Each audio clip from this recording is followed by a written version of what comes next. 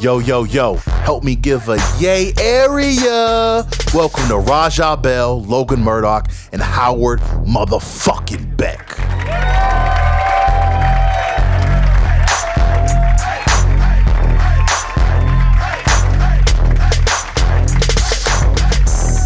Real ones. What's up? How you guys doing? I'm Logan Murdock. That's Raja Bell. This is Howard motherfucking Beck. Hello. And we are the real ones. Little trivia. Oh, well, first before I get to the trivia, I want to give a big thank you to State Farm for sponsoring the events tonight. Well done. Shout out to the they're a good bills neighbor are paid. here. corporate boys. So this is like a pivotal moment. One that we're actually doing this is really tight. That everybody came out. We did it in the Bay, but this is also a pivotal moment because this is the first time these two people have been in a room since when, Howard? We think, what was it, 2006 or Probably 7? 06, 07. When Yeah. Raja was playing for the Suns and having little issues with Kobe Bryant. And I was covering that series, so it's a lot. But we didn't know each other then. And this is the first time the three of us have been in the same room since we started doing this pod. So. Yeah, for sure. Good to see you again, Howard. Been a long time. Yeah. It's good. Did you know Howard at all? Like in that time? No, I didn't know Howard. But like we were saying before, I knew Howard to know Howard in a media scrum, but I didn't know him any further than that. Local guys, I knew all of them because that was my job. Yeah. Damn. Sorry about that, Howard. I apologize, buddy. It's all right. That's tough. It's all right. It's all right. All right. Well, This is. Can I just say? Can I say? just say it, man. This is fucking surreal. Bro. Because like, Logan and I are both Bay Area Yeah. guys. Shout out San Jose. Where are my San Jose people? All right. Santa Teresa High School? Anyone? No. All right. UC Davis? Oh yeah. Go Aggies. Thank you. This is surreal for us. This is like extra surreal. Like the punchline was something you heard on commercials on like KSJO. Anybody old enough to know KSJO? No. Aside from my brother. No. This is awesome. Thank you all for being here. Yeah. Any Oakland in the house? Any Berkeley High in the house? Yes, Lord. Go Yellow Jackets. Piedmont. I I can't get a shout out to Piedmont. Anybody from the People's Republic of Piedmont in the building? Damn. Hey, there's a dope little turtle farm in Piedmont. I swear to God, my kids used to love it. Little turtles, waterfalls, shit Word. like that. Yeah. I never, I Just didn't let have, you know. I didn't have enough money to just be, perusing Piedmont at the time. So, anyways, let's get to the shits.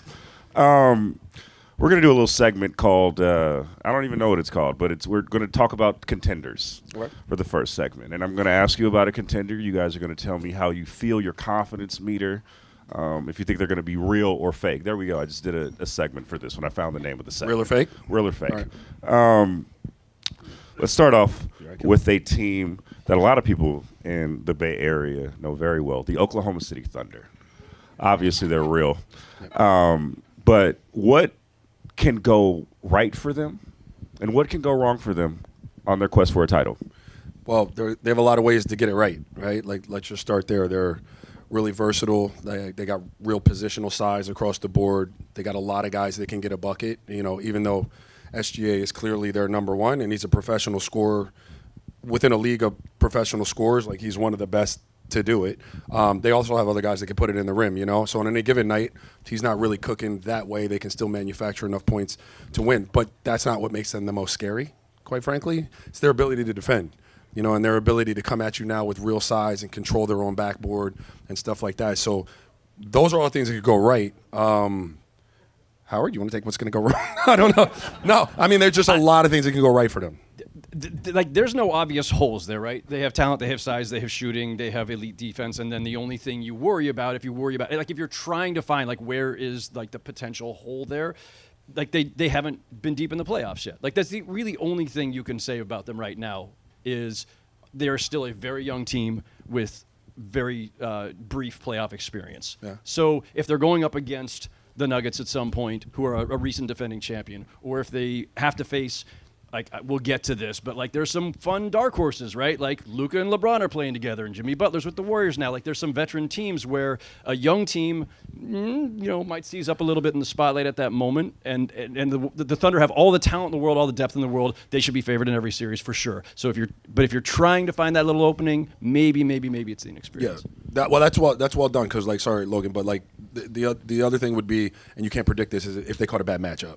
Yeah. Like you don't know what that matchup's. What are the bad matchups that you see that are like I'm scared of this team if I'm the Thunder? I always like he brought up a good one, and I don't put a lot of stock in the Lakers right now. Like I think that's still TBD to some degree, but like when you get into playoff situations, like it's people that can just go off, and you can't control them with your scout, right? So like we're gonna spend all this time sitting there, a week's worth of prep, and we've had advanced scout like 2 weeks out, and we've got what we find to be like the best possible game plan to stop this, but it doesn't fucking matter because those two are that good at what they do.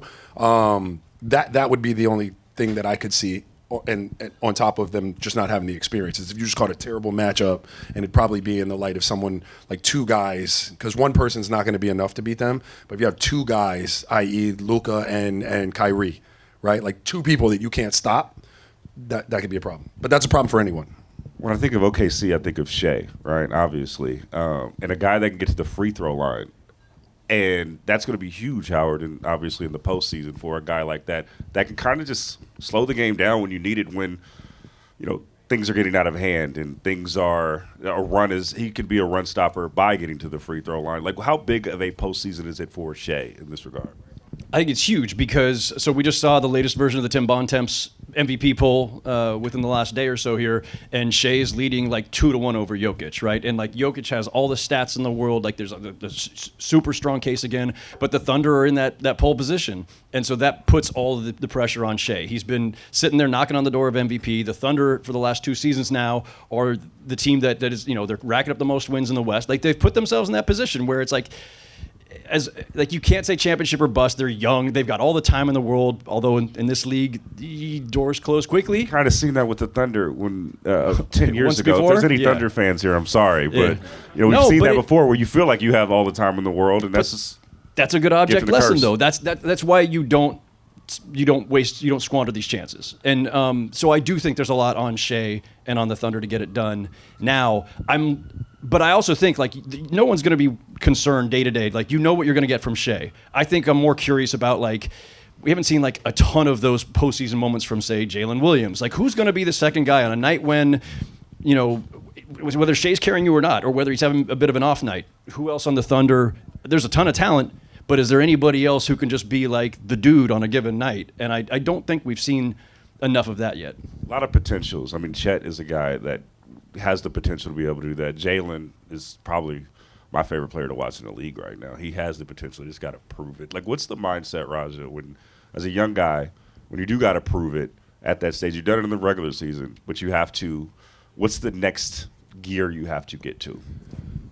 I really don't think you change anything. Like, from a player's perspective, I think everything kind of remains the same, right? Like that's just the step that you're going to make in your evolution as a player. I think where people kind of fall short is when they start to put that pressure on themselves to make a step.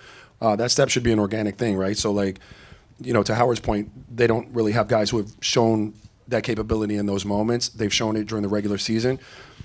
You're just going to try to continue that, right? Like we're just going to keep growing, keep getting better. If the opportunity presents itself, hopefully it doesn't, because Shea's just doing what Shea does, and I get to live in this realm that I've proven myself in. But if he should come up short, then it's the next natural step in my progression is to kind of take the baton. But to put the pressure on yourself, I mean, it's like anything else, right? When you start making it something bigger than it is, you start talking about it in a way that kind of puts it in this hey, I got to get this done, or it's a failure type of mindset. That's when you have those failures. So real talk, you just go out there and hoop, right? And look, I've never been the number 2 on a team, but there were nights in Phoenix when people decided they wanted to try to take away Steve or Amari or someone like that. Like the first time it happens to you, you're not aware of it, right? You don't know that's the game plan, but by game 2, that's the game plan. So you can't go back and be like, oh shit, I got to be good, I got to do that. You just, hey, I'm gonna hoop. I'm gonna do what I always do. And I'm going to trust that my work in the off season and what I've done to prepare myself for it's going to work out. Speaking of trusting your work, let's talk about the Denver Nuggets. Look at you, dude. Look at you. Fucking A. Locked in. This is live. It's one thing when it's on a video screen, dude. I'm not fucking around. Hey, man. We home, baby. It's great being able to do this without Riverside freezing up on us. So. I know. The other podcast, just a little inside baseball here.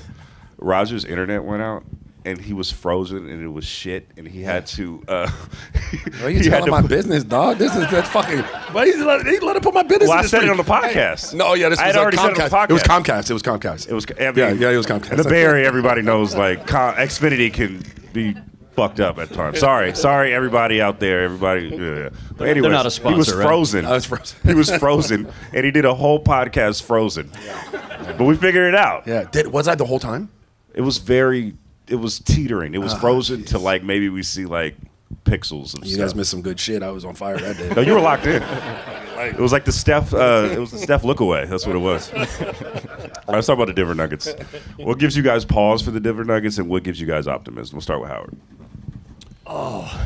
Optimism first, because Jamal Murray looks like Jamal Murray again. But that's kind of a recent phenomenon, and we haven't seen that guy a lot for the last year and a half. So I kind of want to see more of it, but they've been as dominant as almost any team for the last 6 weeks. So at some point, we got to start believing in them again, I think. And Jokic is still the probably undisputed best player on the planet. So Westbrook's fitting in fine. I'm like... Westbrook's fitting in fine, Raja. Oh, that's Did you all. hear that? That's, you hear that? That's as far as I'm going with He's it. not washed. He's not cooked. We thought he was. right, my bad. Look, the Clippers and the Lakers certainly thought he was. And the Jazz waved him twice. Jazz waved him twice. Holy I moly. have no jazz talk. How's your How's your Westbrook stock going right now? How is it? How are you doing? Listen, I bought, I held. Okay. It's still here. We're good. No, I mean, if you're the Thunder and you're looking down the standings, like, who am I worried about? Doesn't it have to be the Nuggets first? The most recent defending champion that's in your conference? I would be scared as hell that Jamal Murray is just putting in 55 points at this stage of the season, right? Like, we all know he had injuries to start the season. Also, was had to kind of get called out by Shaq, right? Like, had to kind of get a foot in his ass, and he's really responded to that point. Like, how important has Jamal Murray been, and how important will he be in this postseason alongside Jokic? Yeah, I mean, when they've been at their best, when they've been the team that wins championships, like Jokic has had Jamal Murray at his side doing Jamal Murray or true number two type of things. So, to kind of piggyback off of the question that Howard answered, your concern would be that the water shuts off. That for whatever reason Jamal can't sustain it. You know what Jokic is going to do because they're not good enough if he's not getting the support. He can be as brilliant as he's been, and if he's just not getting true number two support on a nightly basis, it's going to be hard to come out of a Western Conference. Even if we can agree that most of the Western Conference is kind of in flux and up for grabs, right? But like that's going to be difficult. So when they've been at their best, when they're their most dangerous, those two specifically because they play so well together. And they go through this kind of dance of offense that, I talked about a scout. And, like, when you do an advanced scout, like, what we're looking for is, like, your tendencies, like, where do you like to get the ball? And when you get the ball there, what's Jokic going to do? And, like, how effective are they, on the right side of the floor? Like, those two play in a very, like, kind of organic way when they're flowing together. And it's hard to get a scout on it. Like, you kind of know where they're going to be. Like, they got certain actions that they like, but they played so long together and they do it so well that it's hard to scout it. So, like, they're going to need him to be playing well. The biggest thing that gives me pause, and I'm going to lead this to Beck, is they're not a deep team by any stretch. They have one of the worst benches in the league, and in the postseason, you don't necessarily need to be deep, but you do need to have bodies just going down, and they don't have that. And that was one of the biggest reasons why they lost so early, in my opinion, to Minnesota in the second round last year, is because they didn't have those. How do they overcome this? Is it we need to end a few series early, we need to kick some ass early and just get out of a series to get rest, or is it something more than that? Maybe it's Jokic playing 48 minutes in every playoff game. I mean, I like to an extent, like they do have a little bit more wiggle room there, where when Jokic goes to the bench now, at least if you've got this Jamal Murray and you've got Westbrook, you've got other guys who can at least keep the offense afloat instead of just falling off a cliff. But yeah, I don't trust anybody on that bench. And when they won the championship, Bruce Brown, Jeff Green were really important. Yeah. Those guys are gone. I don't trust Julian Strawther, Peyton Watson, whoever. I mean, I just go down the list. Like, you tighten your rotation in the playoffs anyway, but depth still matters to the extent that your 6th and 7th guys at a minimum matter. And when you're going up against a team like Oklahoma that can just throw bodies upon bodies out there, and they're always going to be fresh, and their second unit might just blow your second unit out of the water, no matter how good Jokic is. And now you're coming, you're having to make up ground again. There's also a sense that this is the last. You had something to say, Ron? Yeah, no, I was going to say, remember we were talking before, and they were asking about Sean Marion, because we had seen Sean Marion around. I was listening to him on NBA radio with Eddie Johnson and them, and they asked him a specific question about his Mavs team beating the Heat, and his thing was that the bench wins the championship when you get that deep into playoff runs. I don't know that I totally 100% agree with that, but he literally said that yesterday, which was like the reason we felt we were going to win was because we knew our bench was better than your bench, and once we got into it, we were going to run away. So yeah. And one of the things that one of the things that just gives me pause with this team is, one, the depth, and also there is a sense from this Denver team, if it doesn't work out this season, they could be retooled around Jokic. Obviously, Jokic is going to be Michael Porter Jr. said this early in the season to Ramona Shelburne, just about the urgency of this season. How much do you think that will play a part in this particular postseason? I think they're feeling it. I mean, we all know there's tensions throughout the organization, right? From the front office to the coach, and then the coach to the players, I think, on some level. Michael Porter Jr. is having to hear his name in not trade rumors, more like trade speculation, right? There was if Denver's going to make a move to fortify themselves for the stretch run, that's the piece you're moving, right? You're not offloading Aaron Gordon. You're not offloading Jamal Murray. Jokic is obviously your franchise star. Who else you got? Well, it's Michael Porter Jr. And so, yeah, if they flame out early, everything's on the table. The front office is on the table. The coach is on the table. Every role player, everybody who's not named Nikola Jokic is on the table. So I think that they're feeling that. I mean, Raja, you've been on teams where expectations are high. Don't you always, on some level, feel like going to the playoffs? There are stakes here that go beyond whether or not we're winning a round or a title. Oh yeah. Especially, I mean, look, once you win the title, I mean the clock. If you ever had to guess whether a clock was on or not, once you win the title, the clock's always on. And so every year you go into those, playoffs and stretch runs, you're hoping to win that championship in that way, but. The reality is that's not just them. There are a bunch of teams in the league that are going to be under that type of pressure, and for whatever it's worth, that's just the job we sign up to do, right? So if you're Michael Porter Jr. or anybody like that, you ask how do you get ready for a stretch run? How do you? And I said, well, we're not sitting there necessarily thinking about hey, I got to be better in this. Well, you got an organic kind of fire under your asses. I don't want to be traded. I don't want to be the reason this doesn't work. So you got to play ball. Let's switch gears. I want to go to a team that honestly I don't have a read on, so I'm honestly asking you about this team, the Memphis Grizzlies. Ja Morant has been injured for much of the season. Me and Cliff were talking about just how he hasn't probably found the level that he would want to be throughout this season. They do have Jaren Jackson, who's playing really well this season. Where do you guys stand on them? Raja? Yeah. Yeah, go ahead first, Raja. Any Grizzlies fans in the audience? Any Grizzlies fans in the audience? No, we're in the Bay, bro. It's hard to get here from Memphis. Yeah, man, I don't know how I feel about Memphis. I mean, it's pretty remarkable what they're doing. Jaren Jackson's playing great. I don't know personally, although record-wise, I know where they sit. I don't know that I'd have them as a true contender in the West. I just don't. They could beat anybody, but I don't see them as one of the teams that I would have as a true contender in the West. I think with them, if you could get them into a game to slow them down, the reason I say this is because our Suns teams played super fast, right? And anybody that tried to play fast with us, and teams will do that with you in the regular season because you don't have the same amount of time to prep for that. And it's a lot easier to bait someone into running up and down with you than it is to really slow down, because everybody wants to fucking run, right? Everybody wants to get up and down and get their buckets. But in the playoffs, if you could really slow them down and get them grinding on a half court game, that's gonna be a problem for them. They just want to play so fast. They're physical. They also can guard. They have some good things, but I think it's gonna be. The style of playing the playoffs is not going to be a great thing for them. Is probably the best way I could put it. Howard, how many? If it doesn't work out with Memphis, they are another team that's kind of reaching a ceiling with this core. What gives if they can't figure it out this season? It's not a dangerous question, but I have a potentially dangerous answer. Uh-oh. Do I want to say this? I guess I will. Say that shit. Howard, I can't like tease that and then not. Sponsored say by it. State Farm. Aggregators don't aggregate this. Aggregate that shit. Don't do it. I'm constantly checking in with executives around trade deadline about like, okay, you know, what we saw, what we didn't see, what's next. And you're in this league, you are always on the lookout for who's the next wave of stars that are going to get dealt, right? We just saw, shock of all shocks, the Luka deal. We saw Jimmy Butler. There's already whispers once again about Giannis. And somebody out of the blue said, keep an eye on Ja this summer.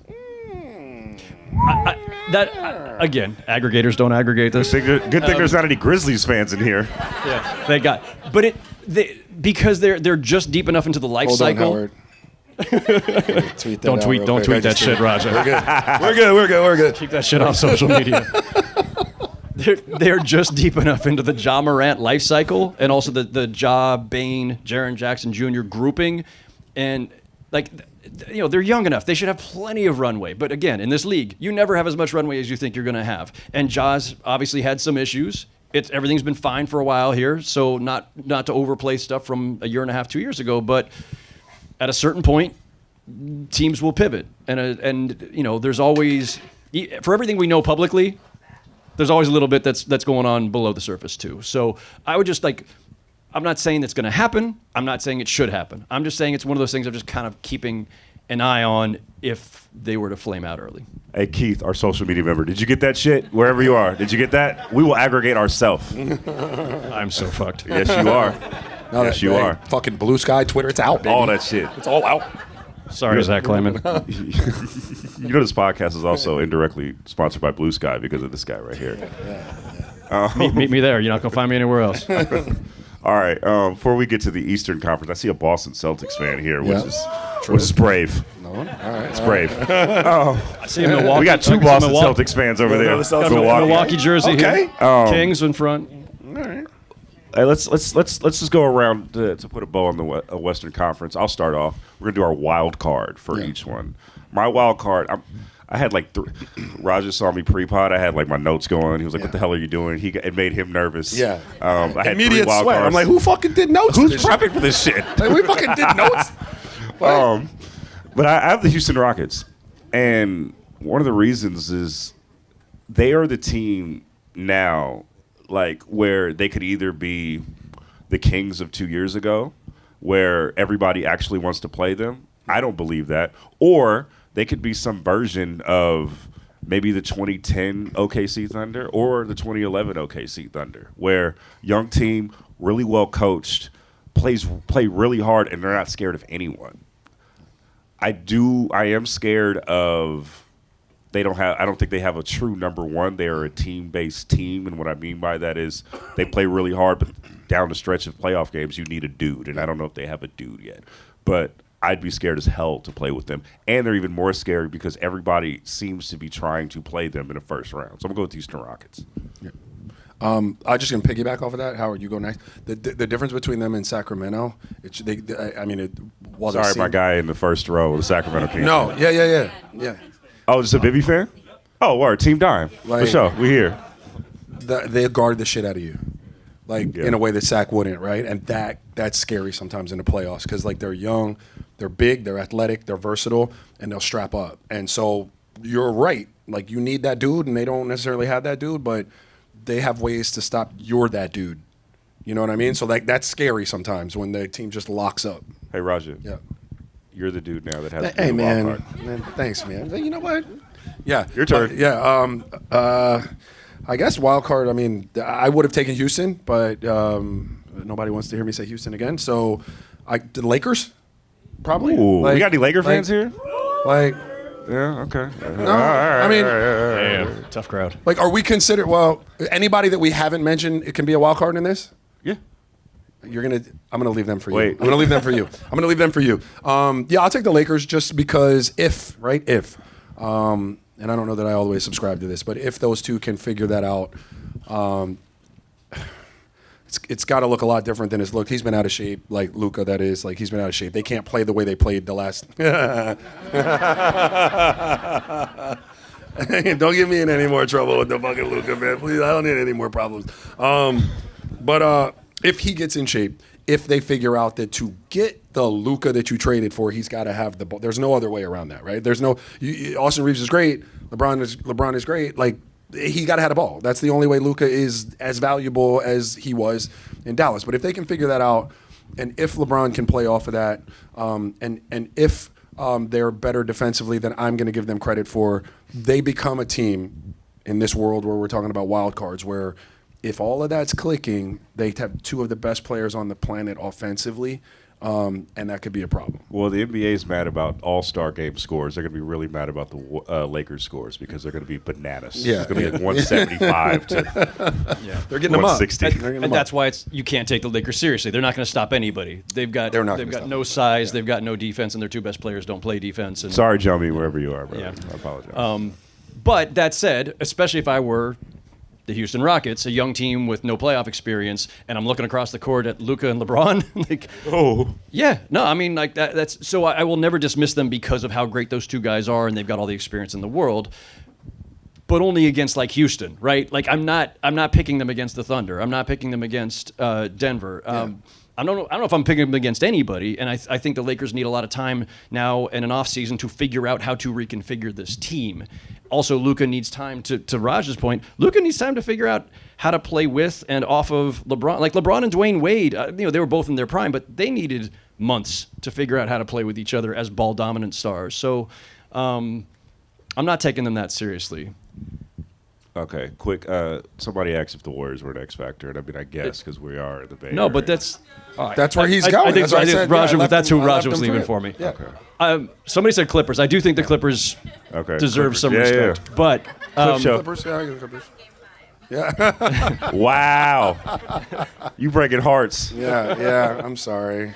I'm not. Really not. Really not. You see Daniel Ewing, tell him I said hello. He was like, no, I'm just. do we have like a segment where we're just like, this is the segment where we pander? Let me pander. Go The ahead, Warriors Pander. are obviously the greatest X Factor team in the Western Conference right now, right? Okay. Yeah. Whatever. I've making the rounds the last like 48 hours since I got here. Have seen a number of people with the Warriors organization at various levels. They're like giddy about Jimmy Butler right now, and I know like all of us. We talked about this on the pod before they got Jimmy, after they got Jimmy. Like there's a whole bunch of stuff that comes with having Jimmy, and so you would think that the Warriors themselves might be a little bit kind of like, yeah, it's early, like things are okay, and we'll see how. No, they're like fucking giddy. And you've seen it in the results so far. I think he's fitting in really well. I think he was exactly what they needed on so many levels. The defense, just the attitude, just the badassery of Jimmy Butler is just an element they kind of needed out there.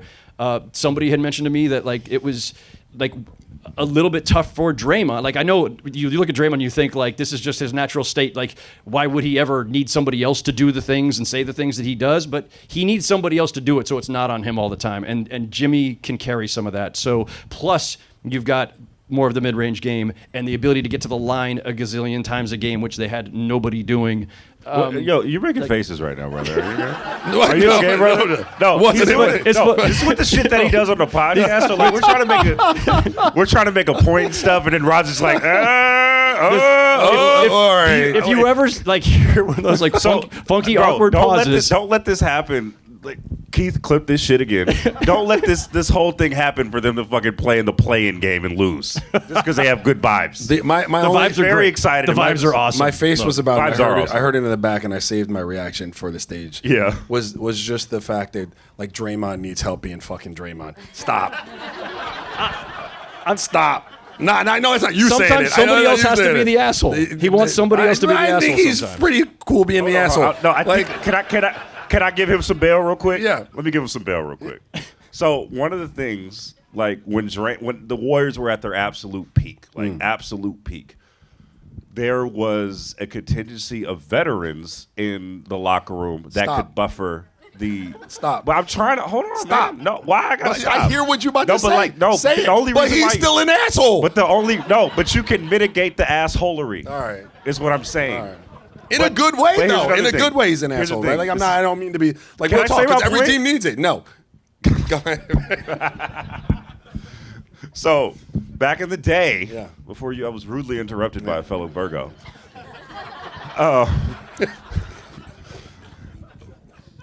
They had a contingency of guys. I'm taking David West, Sean Livingston, Iguodala, Barbosa. Yo, he said Barbosa in the pre-pod. Like, yo, we gotta give my guys some love. But no, they had guys. Andy Varejao for a second. Exactly. Yeah. They had guys that could let Draymond be Draymond while also having leadership. Now, I don't know if Jimmy Butler, they still need a few more veterans in that locker room. I don't think that Jimmy Butler is the end-all, be-all. But like you, I've heard optimism too. Somebody told me, like, we haven't had a guy like this who could be both tough, defensive-minded, and a leader like Iguodala who can offset that, to your point. So I'm cautiously optimistic, but like also they haven't been good this season, and I think that they're in the square in the play-in. Now the Western Conference is tight.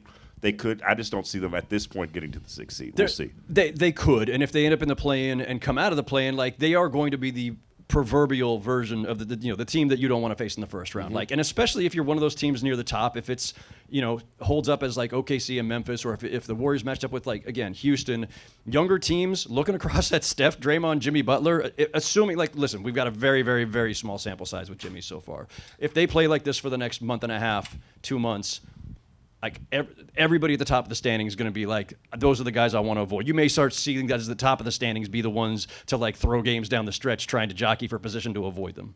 Is it going to be like that Debo scene where you don't know that? Never mind. Can I Never mind. Can I piggyback though? Can I explain? Go ahead, buddy. So let me explain. Like I don't. Did you get the Debo reference? Yeah, but I don't. Oh, yeah, you got of the course. Debo. Yeah, I don't dispute any of that, and they do need leadership, because what you're describing is like you need multiple leaders out there. Like all I'm saying is guys that are typically the assholes on a team, like in the good way, like they don't get tired of being the asshole. Like that's just their fucking job. So like they're gonna do. The assholes are in the like, building. Do you guys get tired of being the assholes? No. Okay. I just like the idea of like Draymond at some point telling somebody else, going like, "Hey man, chill out. It's okay. Yeah, Like we need to calm down. It's like Jimmy, come on, man. We're gonna be good." But All I right. think no. But like to like they're a scary team. First of all, like all the things that Jimmy does are things offensively that they just did not have an answer for, right? Like that ability to just go pure ice, out of structure, get a bucket, get us to the free throw line to stop a run, just to slow the game down, whatever we need to do just to manufacture points. The extra grit, like they're a sound defensive team from a schematic standpoint, but like a Swiss Army knife of a body and a mindset that's got that level of grit, like is imperative on a team that wants to win something. And then just what they do is hard to guard when it's working at its best. Like sure. it's a hard scout. It's a hard prep. There are too many things going on and too many reads that Draymond can make with the ball in his hands for me to be able to account for all of them as a defender. I'm always behind you. Like you make the first step and I'm in reaction mode. Mm-hmm. It's just the nature of like two things start moving, right? Like you're moving first. And so if you're going to do that and it's all read based, I'm always behind you. Always behind you. And so when you bring in Jimmy, who's played in a system like that in Miami at times, and you pair him with Steph and all of those things, like, look, I still think there are moves that need to be made to make them the ultimate team that they want to be for that next run, but they could be really scary. Yeah, and I think everything you said, and I agree with you. I think even with that, I think their ceiling is probably, if they get into the first round, maybe they can win a. If they win a round, it's fucking cool. No, yeah, it's but like I'm with Howard. You might beat him in the second. You don't want to play him. Nope. Yeah, it's gonna be tough. Yeah. Let's go to the Eastern Conference. Boston, Milwaukee. I see you. Let's start with Boston. I don't know if he needs earmuffs right now, but what gives you pause about Boston, and what makes you excited about Boston? What makes me excited about Boston is just across the board, they've got guys with real ability to put it in the bucket and defend, right? Like they just do that. What gives me pause about them is if they ever go cold. Like if they go cold and their stubbornness sometimes to just continue to shoot the ball. Every time I watch them, like, just get to the fucking free throw line. Yeah, like look, but I mean, like it bears itself out that they win. Like the numbers work out for them. But like if you hit that cold stretch against a really good team, it could be catastrophic, right? Like you're not making shots. A couple years ago, Miami beat them where they couldn't consistently make shots like that. Now they've committed more to it now than they ever have. And I think there was also with the Miami series, there was a bit of mind games being played too, right? Like they missed shots, but they also, Jimmy was in their head. Yeah, but well. shooting is a mind game. Right, like at its purest, like it's a mind game. Like we all have jump shots, like, and you see some of the best shooters on the planet to ever shoot, and one of their shots doesn't look exactly like the other one shot. So at the end of the day, it is all about confidence and somebody being in your head. I think they're the best team in the East. Like I know Cleveland's done what Cleveland's done, but not much gives me pause about them. I think they're very versatile, very long, very rangy, very capable offensively, even in ISO situations. Like they got multiple guys that can get you buckets. So they're my favorite in the East. But what would give me pause would be if they just were stubborn about how they wanted to win a game. And I mean, that sounds corny, but it can be a thing sometimes, right? Like you get stubborn and we want to do it this way, and that's how we're going to do it. Coaches are in a meeting. You've lost the game, and you look at each other and you're like, well, we've done this shit for like 87 games now. Let's do it again. Fine. Well, in the 88th game, it doesn't work, and you have the same meeting, and you're like, it's going to work tomorrow. Okay, now we're down 0-2, going 0-3. Like if they get stubborn, that's what would concern me, because there are more ways to skin a cat with the compilation of talent that they have. I feel like they're past that though. Like I mean. Even when you win a championship, there's times when you're never completely past it, right? Like I covered the Shaq and Kobe teams where it's like, oh, they figured it out. Oh, they stopped figuring it out. Oh, they got to figure it out again. And the Celtics could have some of that same thing where they're going to backslide and get a little bit too much isolation heavy or whatever. But I'm not worried about Boston at all. Like I would actually ask the question in the inverse, which is, what's the case for anybody in the East beating them 4 out of 7? I don't know. Yeah, that's fair. I don't know. Does that give you optimism? Are you excited? Okay. All right, Ware. For sure. You should be. Running along. Let's go with the. You just talked about. You referenced the Cleveland Cavaliers. Well, here's the answer to that. What would because I tend to agree with you. Like I Boston's like, but if the Cavs were to be able to spread them out, right, and really get downhill with those guards, if they did not handle pick and roll well, that's a problem for Boston because Cleveland's as good as anyone in that pick and roll, rim run, spread you out, start spreading the ball around. And they too have guys that can kind of get off. So that would be the only thing, is if you could get them in pick and roll situations that they weren't able to identify early. Like let's say you're moving, not just a straight up pick and roll where you're coming down, we know it's coming, but ball moves to one side of the court, we flow through to the other, ball reverses, it's on that side, and we're into a quick pick and roll. And now I got someone running into a pick and roll in that drop coverage, like Donovan, Darius Garland, with the rim runs that they have, like that could be a problem. I don't think it's going to be a problem, but that would be the answer to how you might be able to get them. Let's talk about the Cavs. Are you excited about the Cavs? I like the Cavs. No, I like the Cavs a lot. One thing that gives me pause though about the Cavs is like they seem like a great regular season team. They don't seem like they can translate it. For whatever reason, whenever I watch them, it just doesn't seem like they're going to be able to translate it to the post. Yeah, well, two different games. They're a team that obviously has to take that next step. Not unlike what Howard was saying about some of the players from OKC or OKC in general. Like you want to see them have sustained success in the playoffs. Like that's their next step to prove to people that they're a playoff team. I think that they will this year. I think they're going to be a deep playoff run. I don't think they beat Boston. But I think there's some real sustainable stuff there with what Coach Atkins does and the creation of the space, the pieces that they have within that system and how they want to play.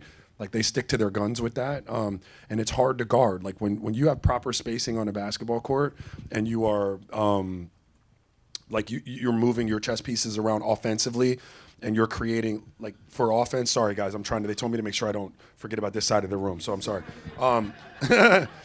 Like all you're trying to do offensively is create one help defender to have to trigger, right? Like, so, I've got the ball, I got to get by my defender, and if I do that, it triggers one help defender. Well, once that happens, dominoes start to fall. So I swing that ball and he's open, which pulls another defender, and if he swings the ball, he's open, and you're just pulling defenders around the floor. And if someone does that well and has proper spacing, you can't catch up to the ball. You just can't. It's 5-on-5 theoretically, but it was 2-on-1 to start. So now we're playing 4-on-3 behind it. They do that better than anybody in the league. So, they got to win in the playoffs, but I think it's for real. I want to get to X factors, and I do think this is an X factor in the Eastern Conference. But they were on our contenders list. It can go either or. This is in your backyard, even though you don't ever want to go to Madison Square Garden. The New York Knicks. What do you think of the New York Knicks? We got Knicks fans in the house. Wow. Okay, Word. all right. Look at that. A Knicks fan with a Steph jersey on. Wow. The Knicks, Howard. I did throw down a couple of notes. The Knicks are 0-1 against the Cavs and 0-2 against, or excuse me, 0-2 against the Celtics. That may or may not matter when we get to the postseason. I think what worries me about the Knicks in general is that here you've got a Tibbs team that's like middle of the pack or lower in defensive efficiency. Like a Tibbs team is supposed to be great defensively first and foremost, but they kind of swapped out their identity in the offseason when Hartenstein leaves and they trade for Mikal Bridges and they get Karl Anthony Towns. Suddenly they're very offensive driven. It's all about Brunson and Cat just dicing teams up, and they have great defenders. Anunoby's a great defender, Bridges is a great defender, Hart's a great defender, but they're not collectively defending at a high level, and teams are attacking their two best players. They're attacking Brunson and Cat. Yeah. And their depth is an issue. They made a couple moves at the deadline that may or may not matter. And we have this big wild card there with Mitchell Robinson, who's nearing a return. Maybe we'll see him right after the break ends. Does Mitchell Robinson solve their entire defense? I'm not so sure. And he and Cat have never played together. So now you've got a big adjustment in your front court trying to get these guys in sync while trying to be a contender. I think they just have too many concerns or too many variables right now to put them at the same level with Cleveland and Boston. Sorry, Ben, wherever you are. What do you think about what do you think about the Knicks? Are you on the same page? I mean, you basically swapped out. Look, I mean, the knock on Tibbs was grueling practices, so much time spent on defense, taking years off of your career type of stuff, like when I was playing, and like from all accounts, like that's just the opposite of what he's doing now. Like they're really good offensively, but you're only going to beat a certain level of team hanging your hat on that, right? If you can't defend in the way they're supposed to defend. And what teams are going to do to them is what you see teams do. Like, look, if you have one person on the floor that is a defensive liability, that's a thing, right? Like, we're going to find that. We're going to get that into an advantageous situation, and we're going to beat you up. You got two people on the floor that can't really guard, and that's a problem, right? And, like, I'm a Jalen Brunson fan, and everyone, like, all of us aren't created equal, right? Like, he's so good offensively that, yeah, we're going to give him a little break on the defensive side of the ball. But then we went and got Cat, who is so good offensively, and he's bad on the defensive side of the ball. And hiding two of those is really difficult, especially when you're playing the upper echelon teams, in the league. Any other Eastern Conference wild cards we can get to before we talk about and shit on the All-Star format?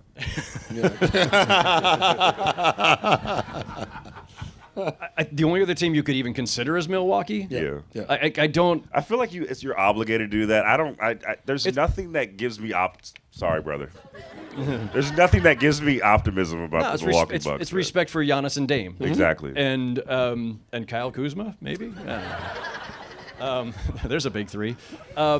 Somewhere. I actually like the Kuzma acquisition. Yeah, he's going to be all right for them. I think he's good, right. but I don't think that makes them a contender. But you have to give them the respect of, again, if you're any of those teams and you're looking across the court at Dame and Giannis, like, you're on your toes. Like, you're at least, respecting them.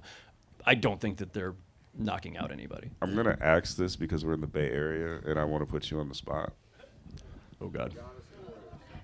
What does this do for Giannis if they flame out? My man's already know. I mean, we already put him on the watch list, right? Like, there's definitely, like, Miami wants to make a move. I mean, some of the pause from the Warriors and, like, trading for Jimmy Butler was like, I mean, Giannis is a big fish out there that we've always wanted. And they've saved all of their best assets to still be able to make that move. Yep. Yeah. So, but yeah, no, the vultures are circling Milwaukee. I mean, in front offices, everybody's bored in everybody's front office around the league. Who are we keeping an eye on? Who are we saving all of our assets for? And this goes for Brooklyn too, with all their picks. Yeah. Like, Giannis is right at the top of the list. Right. There you go. No, Keith already got it. Keith already clicked this on the internet now. Keith, we good. Keith, we good. Left those phones in the green. All right, the All-Star format, in which Howard is a big proponent of it. There's so many rounds, so many games, so many. What's going on? Oh, wait, hold on, real quick. It ain't that complicated. Hey, Raja, can you give the format of what the All-Star game festivities are? What is the format of the tournament? Can you give it to us right now? I do. I know that. What is it? That's two teams. It's a tournament, right? Two teams play each other. Two teams. It's a tournament. That's what it is. 4 teams play each other. And Is that what you said on the spreadsheet with Adam Silver in the I office? have one question. I just had a question, and this is a genuine like. How did Candace get Amen Thompson? I have no idea. Like I really genuinely asked Howard, and Howard was like, I didn't pay attention to anything that happened last night. Yeah. we were not watching. Right, because like the G League team played like another team, right? And then But here, this is but what how did she get Amen Thompson off of one of those fucking teams? Logan, nobody cares about that part. No, here's the other thing, though. This is why, and I've been waiting to have this conversation for weeks. This is why the All-Star format is cooked, because we have to have these conversations. Because we have to ask questions going into an All-Star. What's going to happen? What are we doing? Wait, who's doing that? It is a tournament, right? It is a tournament. But like, we have to continue to do this, and I understand that there is a lack of competitive balance and all of those things. But I think a lot of that stuff has to do with the fact that we're not putting the players in optimal, and Raja, I think will back me up on this, we're not putting players in optimal conditions to actually have a competitive game. They are spending a weekend in a random place. They're having a lot of fun, guys. They're having a lot of fun. Fun is had. Fun is had. You've had a lot of fun at All-Star, right? Weekend, and then, like, when they get to the arena itself, after all the fun that they had, they have to take pictures, they have to do press. They don't even get, they get 10 minutes of warm-up time, and then you expect them to play a competitive basketball game. You're not – it doesn't matter what the format is, in my opinion. I know you're going to push back on that. But I think it's not going to be competitive no matter what if you are not putting the conditions to be competitive in place. We've literally been sitting on this debate for like a month. Yeah. Yeah. Logan's like, it's trash. I'm like, no, it's fine. Like, all right, we'll have the conversation when we get to All-Star Weekend. Yep. All right, dude, not that complicated. There are 3 teams on Sunday that are made up of the 24 All-Stars, 8 per team. Carry the 5. And they made it -6. even simpler to follow in a way, because Chuck, Kenny, and Shaq, who picked up the teams, divided up the All-Stars, did it thematically. So there's one team of like under 25 stars. Yeah. There's one team of mostly international guys. Yeah. One team of the OGs, LeBron, Steph, all that. And so where's the other team? And then the 4th team is whoever the fuck won last night, which I was not. With Amen Thompson, who lost somehow, right? And how did Amen Thompson get with them? Don't know. All right, didn't realize he was in the game. Go ahead. So 2 of those teams are playing each other tomorrow. Then the other 2 teams play each other, and the winners of those 2 are playing in the final of this new All-Star format. That's not that complicated. It's a tournament. So they're playing to a target. With more than 2 teams. With more than 2 teams.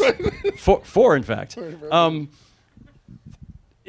They're playing to a target score. It's not this drawn-out, 48-minute, ridiculous 3-hour affair. Like, guys are going to get to 40 points quickly in today's NBA. So you will have 2 snappy semifinal games followed by a probably equally snappy final where whoever gets to 40 first. And because of the format of going for 40 as opposed to having to play 48 minutes in this long slug, also you only got 8 guys, it's going to have some urgency and some pace to it that the All-Star game in recent years has had 0 of. To your point, Logan, I agree. Like, part of the problem here is it's the last thing they do on a... They trying to go to Cabo. Yeah. No, that's the thing. DJs at SFO are already they're already ready to go. They've got the rest of the week off. They want to just get the hell out of Dodge and just go have fun and relax before the season starts again. True also that all the sponsors, all the events, all the stuff they got to do the rest of the weekend, by the time they get to Sunday night, these guys are cooked. They don't give a shit about trying to put on a great show. But unless you're going to either move the All-Star game to Friday or Saturday or start eliminating sponsor events, good luck with that. Don't do that. I don't know how you change the I agree, the conditions are part of the problem, but I don't know how you change that. The other thing, frankly, is just that the All-Stars of today make so much money. I don't think they feel the same obligation and investment as their predecessors did to say, you know what, guys, this is a signature event of a signature weekend for our league, and we got to do this. We got to put on a show and at least try a little bit because this is how we keep the game going. They've got $70 billion coming or whatever in the next media rights deal. No one is worried about.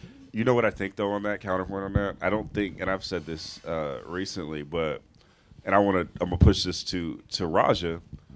I think we're in a transitional phase in the NBA where the LeBrons and the KDs and the Stephs are phasing out, and they at a point in time were OGs that players respected to be like, okay, I guess I got to play hard now because LeBron said let's fucking go. right? But they don't necessarily have that energy right now. And so we're in a transitional phase, but then you hear other players, young guys, Anthony Edwards, Wemby, saying, oh, we're going to turn this shit up. And I think there's some level of optimism going forward about that. How much is that a factor in your eyes, Raja? Oh, it's huge. I mean, if your new generation of guys takes it more serious and wants to compete in it, then that's all that really matters, right? Like, because they're the ones that are going to be carrying the game forward.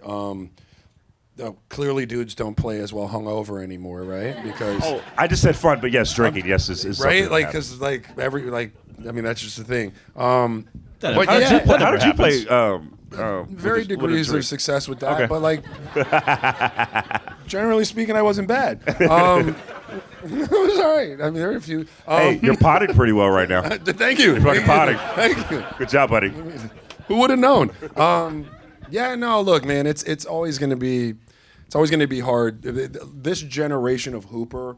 If any of you guys have kids that are out there kind of hooping in the AAU scene or the shoe company like scene and stuff like that, like I've been in it since, I don't know, for like 8 or 9 years, and then my middle boy is just now getting on the shoe circuit scene. Like any type of all-star level event that you go to is played like that. It's played like where they don't give a shit in a way that like, and I know this comes off as like, yo, get off my porch, old dude, but we just played a lot harder and stuff like that. Like even when we were coming up. And so you wind up with a generation of players that are kind of conditioned to not really come to something like this and want to give out effort that would like set them back on the back end of All-Star break or even get them hurt, right? So it becomes critical to have stars, young stars especially, that are saying, hey, we want to compete and we want to get after it. The only thing I'll say to like the structure of this, on top of the fact that I still clearly don't understand all of the moving parts, is It's more than 2 teams. Yeah, we've established it's a tournament, right? It's a tournament.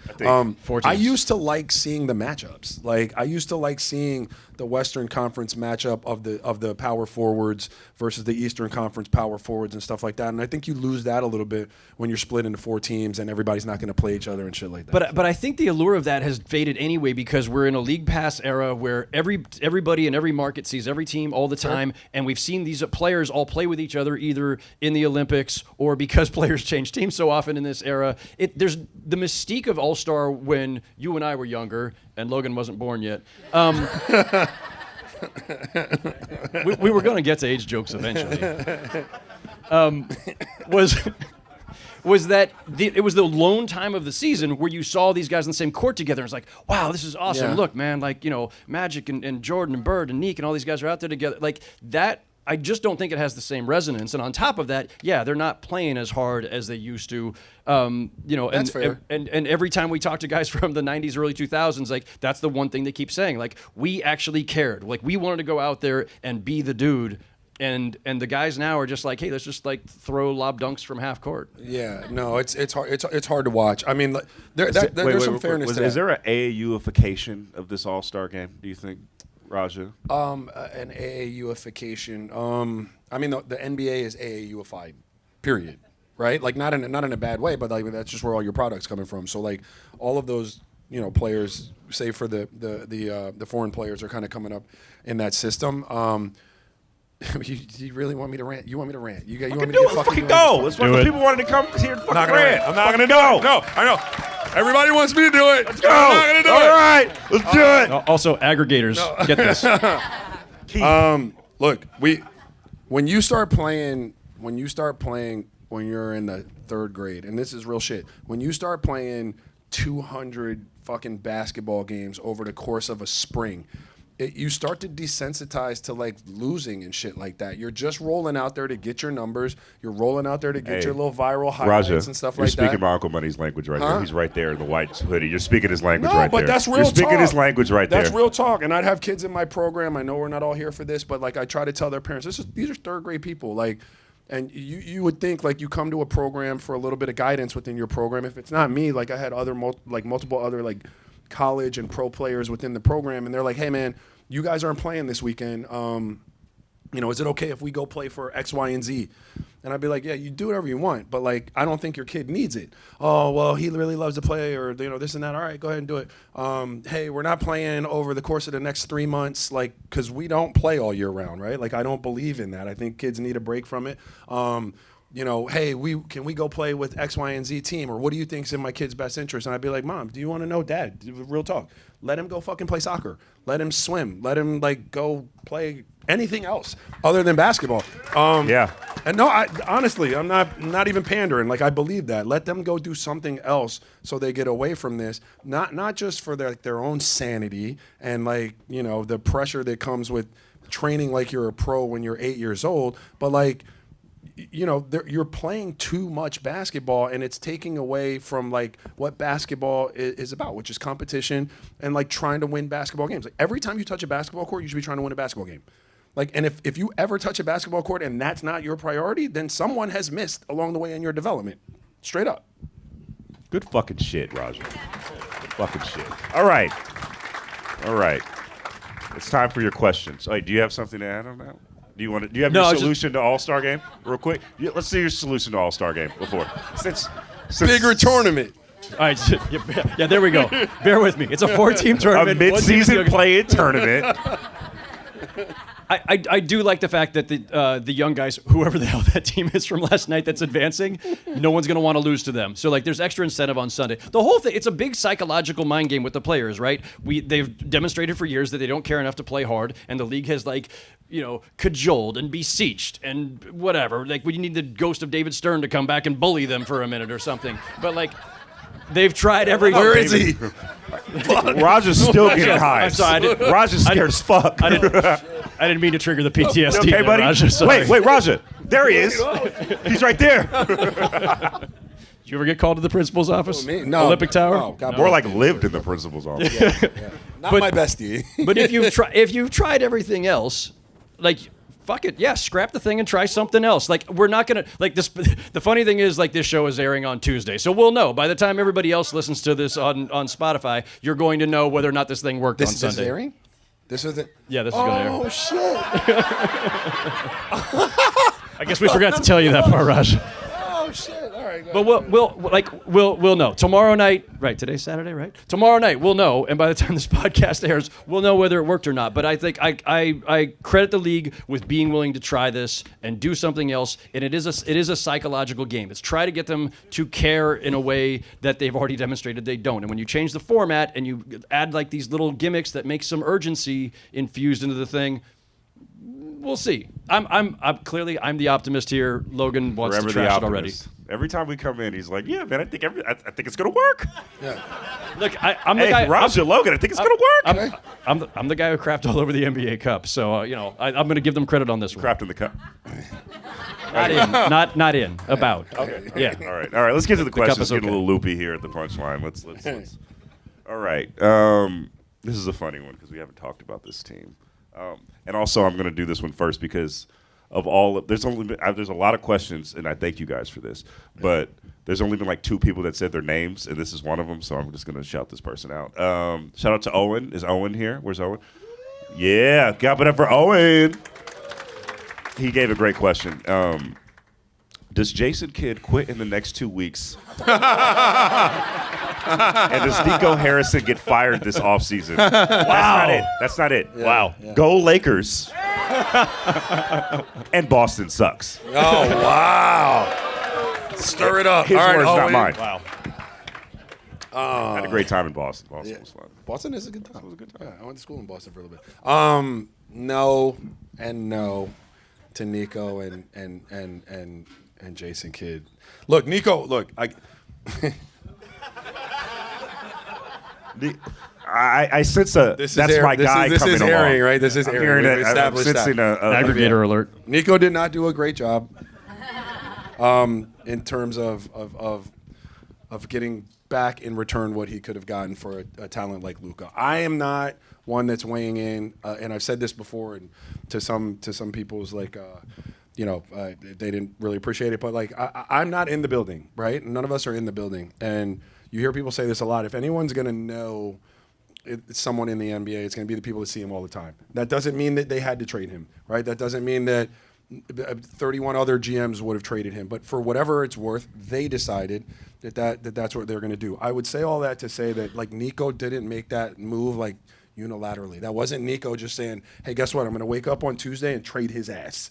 Like, that there were also no guardrails at all. Like, yeah. Because if I tell you, I'm the GM right now, hey, I'm going to go trade Luka, what are you going to tell me? What? If Luka's on our team. Who am I? You're my boss. Oh, I'm the owner? You're the owner. Well, like, but that's my point, though, right? Like, if that, like, they're in lockstep. Like, that's something that, like, they had to be, or he doesn't get to pull that off. Are they in lockstep, or is it just that Nico had standing and the new owners don't know shit about basketball? No, I don't think he fleeced. I love how Howard talks about how he doesn't want to get aggregated and then says some shit to get aggregated. Listen, I mean, look, I don't know We that did he do tequila fleeced. shots I don't know before we that get he out fleeced the new owners. Two of them. So I really don't think he gets fired at the end of the season. Like, because I don't think that they pull that. Does he get fired eventually? They all fucking do. But, like, I don't think he gets fired at the end of this season. Also, getting fired in the NBA is not like getting fired from your 9 to 5. That's fair. Yeah. You know what they do after they get fired in the NBA? They go to Cabo. Yeah, they're on the PJ at SFO. Right. Exactly. All right, this is from Chris. Chris, are you here? There's a lot of Chris's. Okay. My dog. Seeing the Fire 1v1 competition that the Unrivaled League, shout out to the Unrivaled League, hosted this past week for the women's game, do you think the NBA players could ever be convinced to try the same? Plus, Negative. hold on, fucker. It's hold on. Who from the current players would you have a shot at taking the crown? I'm gonna start this off. I think it's KD. I think KD would do it. I saw KD at a practice one time. Like, it was like king of the court, and he did like 3 moves, and he kicked everybody's ass off the court. He just did wop, wop, fade away here, wop. Yeah.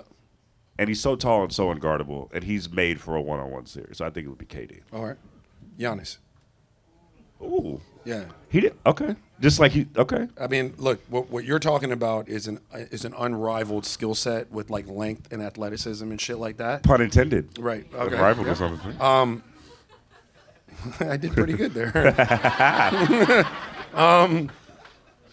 But, like, when you're stripping, like, the other 9 players off of a court, like, that becomes way more valuable because, like, we can't get all the way to the basket. You know what I'm saying? Like, we can't get exactly where we want to go all the time because there's somebody else there. So my ability to, like, raise up in the air and shoot a jump shot, like, sometimes one-on-one becomes, like, just brute force because ain't shit else out there. It's just you and him.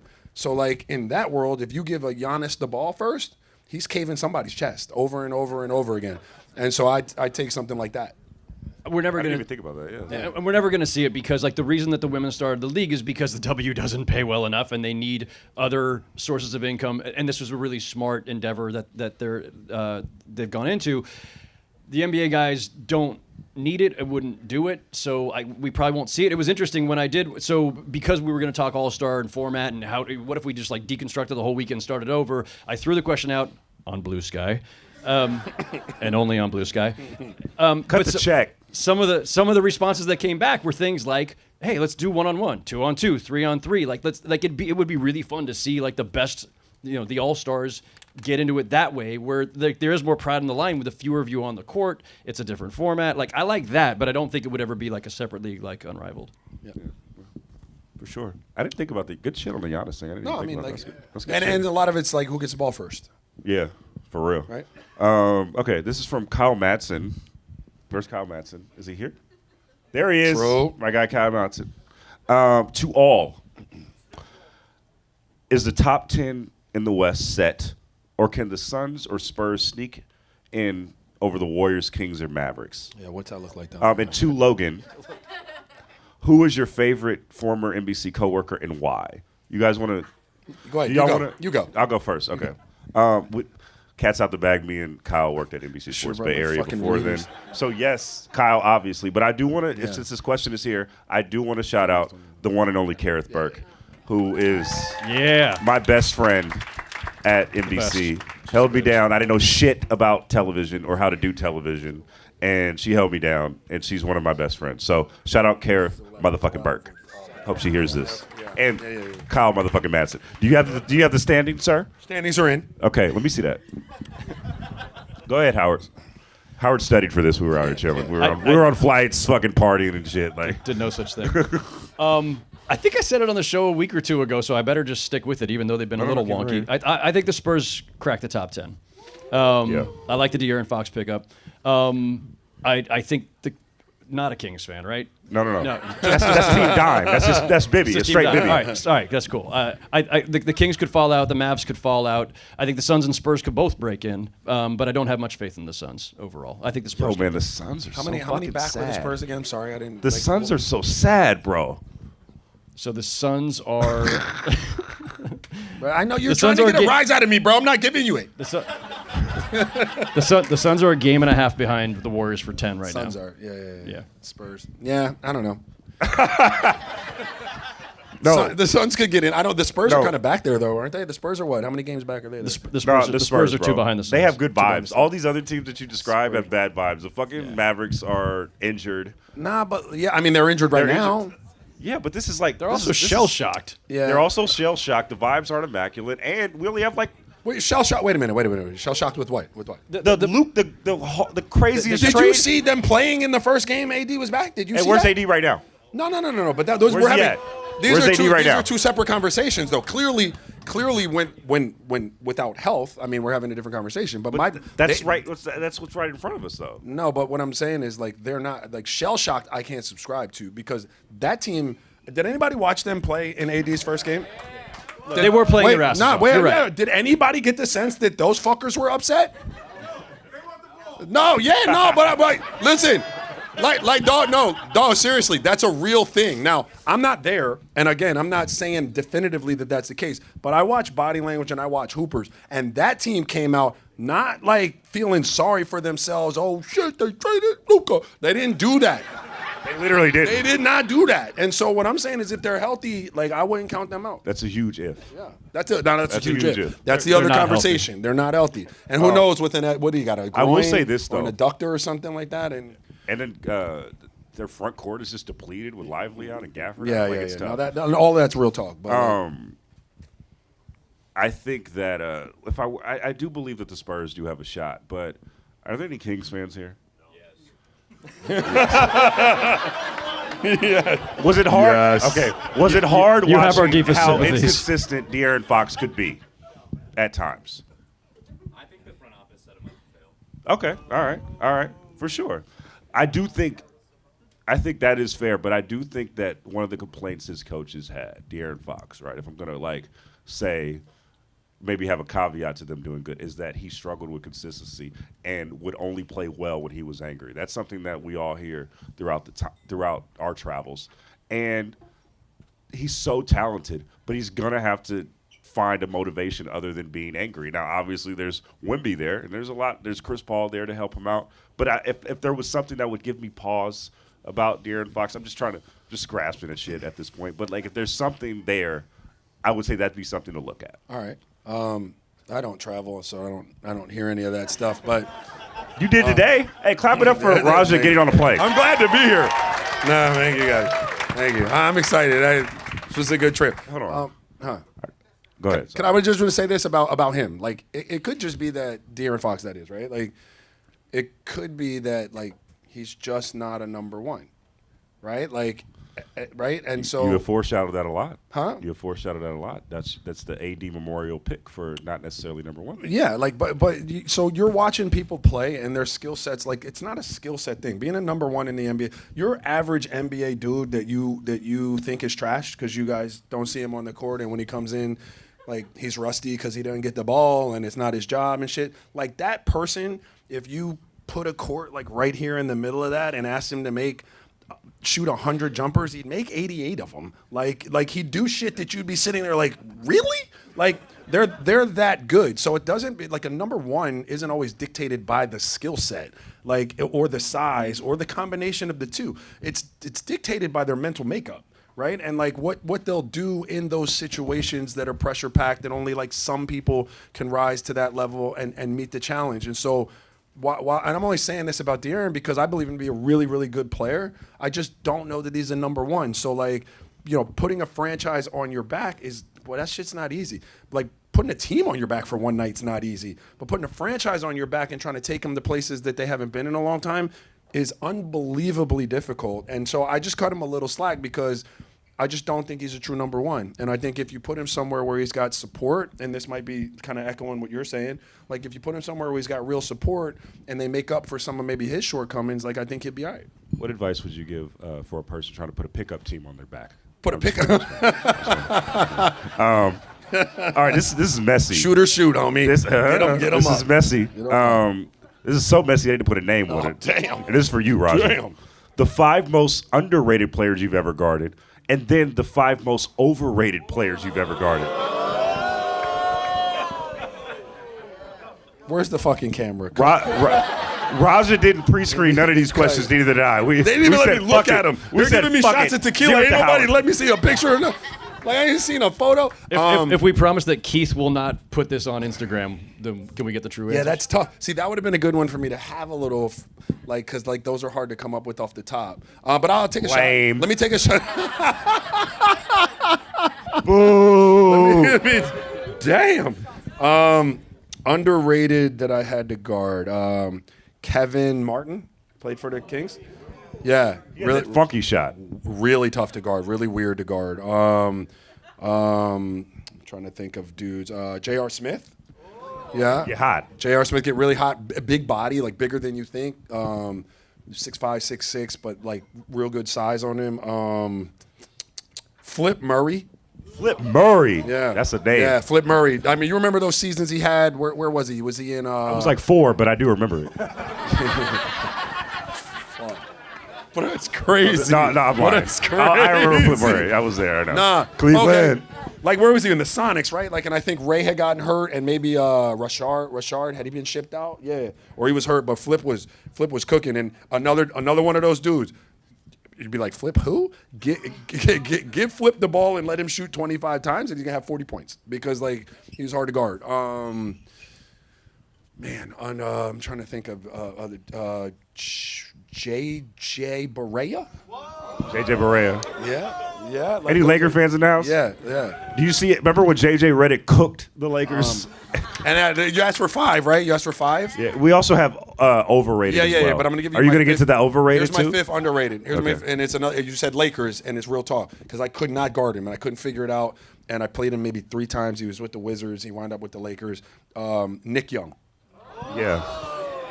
He's really hard to guard. Also, Nick Young. Yeah. Top 3 person I've ever covered in my life. Hilarious. No, he's hilarious. Phenomenal. He's hilarious. Phenomenal. I sat with his parents at a Laker game. Like I They're was there. even better than Nick They're Young. better than Nick Young. Bro, so Nick Young, I got a story real quick. I had a Nick Young story. So when Nick Young was on the Warriors, after his pregame warm-up, he would dribble the basketball all the way to the locker room, and he would try to get people to like steal the ball from him. He would shake the shit out of everyone, and then he would see Mark Medina, who was at the San Jose Mercury News at the time, and he would shake the shit out of Mark Medina. And then one time Mark stole that shit, and he was like, "Yeah!" Shout out Mark Medina. Shout out Nick Young too. Amazing guy to cover. Yeah. All right, you gonna do the overrated? Overrated. Are you gonna be? Yeah, I think I want to. Overrated. This would have. Listen. All right. Where are the cameras? You have to take this in context, right? I'll put some context. Major disclaimer coming here. Yeah, because I caught people at different stages in their career. Right? Like, that's fair, right? Like, I caught people at different stages in their evolution as players. So, like, when I came into the league, LeBron was not very hard to guard. Yeah. But no. I'm just listen. He was a baby. He hadn't figured out all of his weaponry, and like I was able to kind of be physical in a way and kind of get him into some things where like he just wasn't putting 50 on me in that way, right? And like I got so many 50 balls dropped on me that if you didn't, but I would not want to have to guard him now, or a few years ago. But back then, I could kind of bait him into trying to post me up, and LeBron didn't have a post game yet, right? And so he'd settle for a lot of kind of fadeaways and stuff like that because the old thinking was like, you're so much bigger than him, go fucking post him up. And I was like, perfect, come post me up, because I couldn't stay in front of him, but he'd settle for the jumpers, and so yeah, he'd be one. I know that's crazy. Don't put me up on shit saying that. But, Is there any other ones? No, that's a tough question, man, because dudes were so good. Overrated, like most of your Kobe's and like those dudes were what they were. They were impossible to guard. And shit, I'm trying to think, man. It's okay. Yeah, It I'm was a sorry, really guys. good one. I don't have a great answer. How about someone who's like really great, but you had more success against than you would have expected? Someone that was great had more success. Good shit, So Howard. you like walked away thinking, you know what? They still got theirs, but I made them work for it. They shot 35% to get their 30 points or whatever. Yeah, Vince Carter. Yeah, like Vince. Yeah, that's fair. Vince, like, I mean, but these are guys that also, like, you go and find a tape and they give me 40. You know what I mean? It's just what it is. But like Vince, you know who would have been really hard to guard? It's no secret because he was, but Gilbert Arenas was incredibly difficult to guard. No, not in the, I did a good job, like, and I got my ass bust, like, a lot. He was really good. Who else? I don't know, Howard. I guess I wasn't that great a defender after all. Yeah, those two. I mean, look, KD, for what it's worth, KD, when I played KD when he was young, and I played him when he was in Seattle, not the hardest person to guard, but again, had not figured shit out yet. Like, he was a baby. He was shooting a bunch of deep threes. He was really skinny. Like, he hadn't rounded out. Like, so you catch him at the right time, and you could be saying that about a lot of guys, you know what I mean? Like, probably somebody sitting around and tell you MJ wasn't hard to guard at one point when he first came in the league, like, real talk. So, sure. We got a few more. We're just going to go till they fucking tell us to come on. Let's go, dude. We're just talking, bro. Go.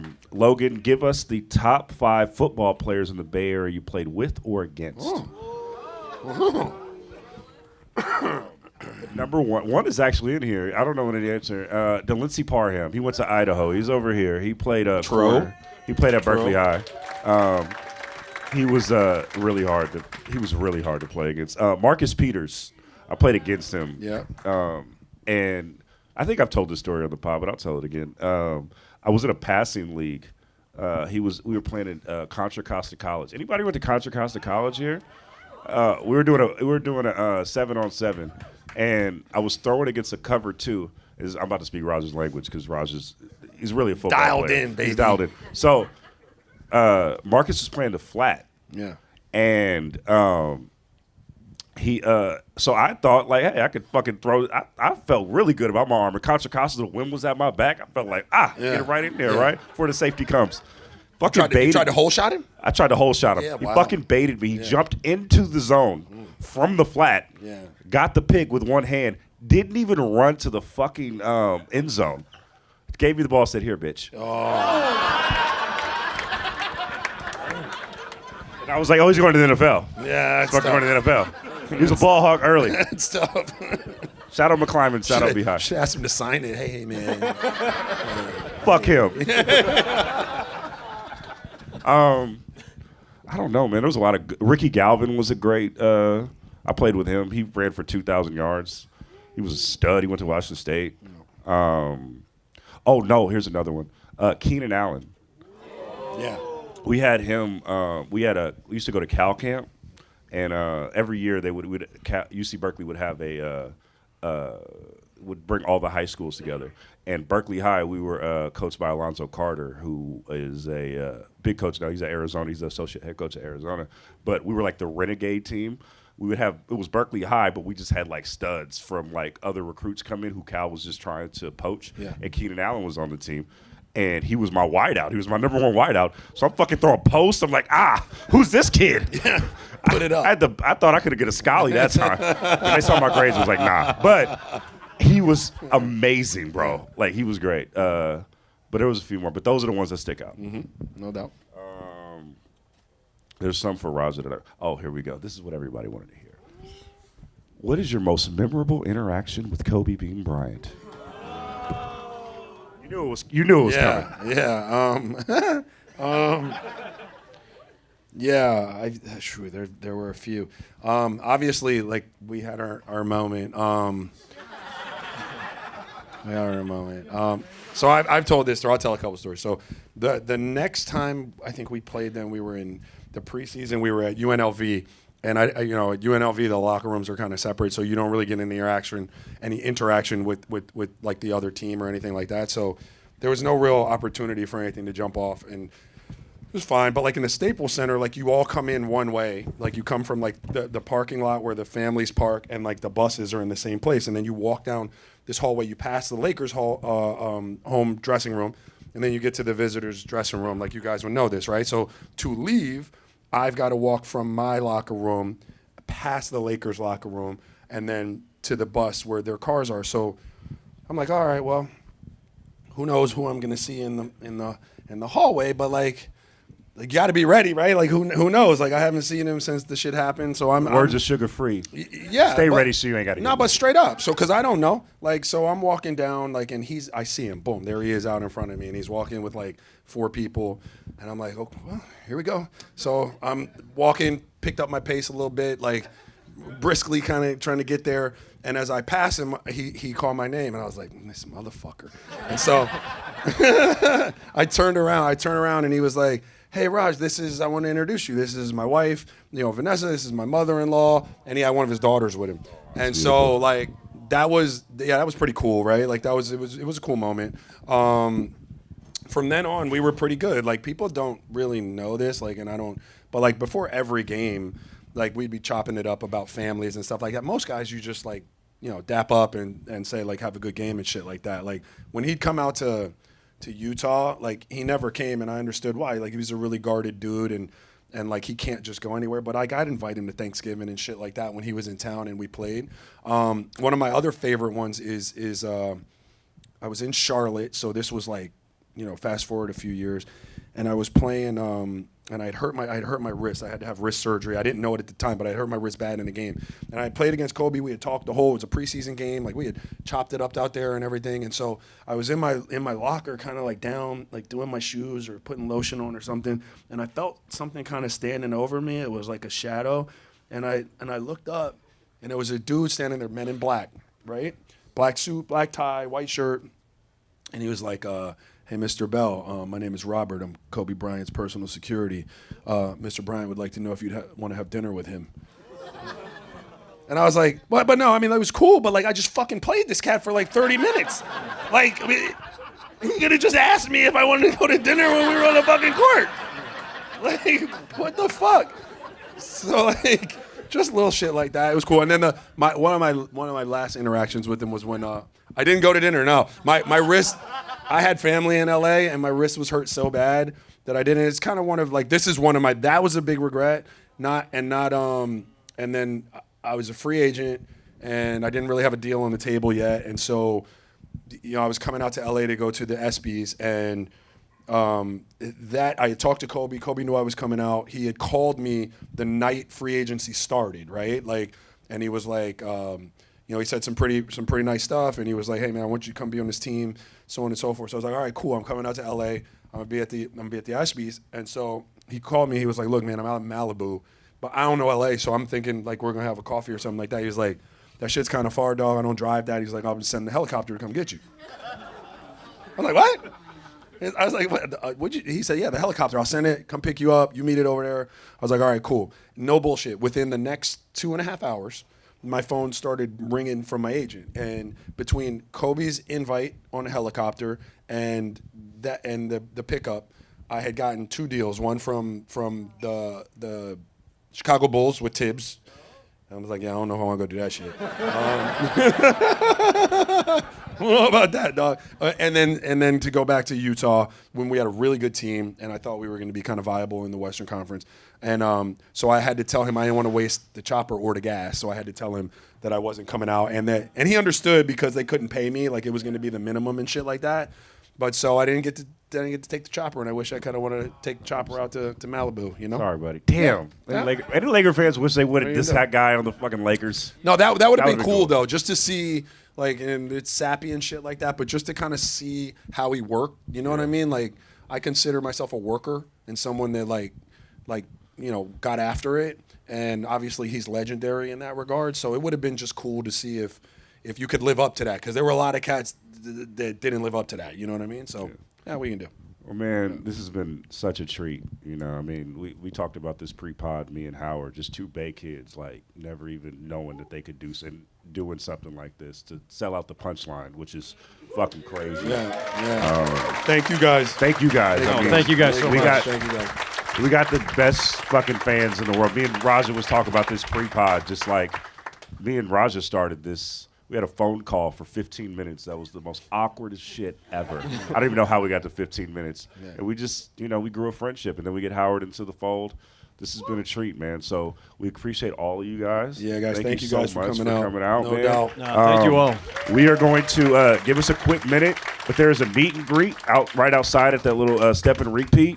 We'll take pictures, sign what you guys want to sign, anything, and thanks again, man. We really appreciate this. Thank you so much. Thanks, guys. Thank you.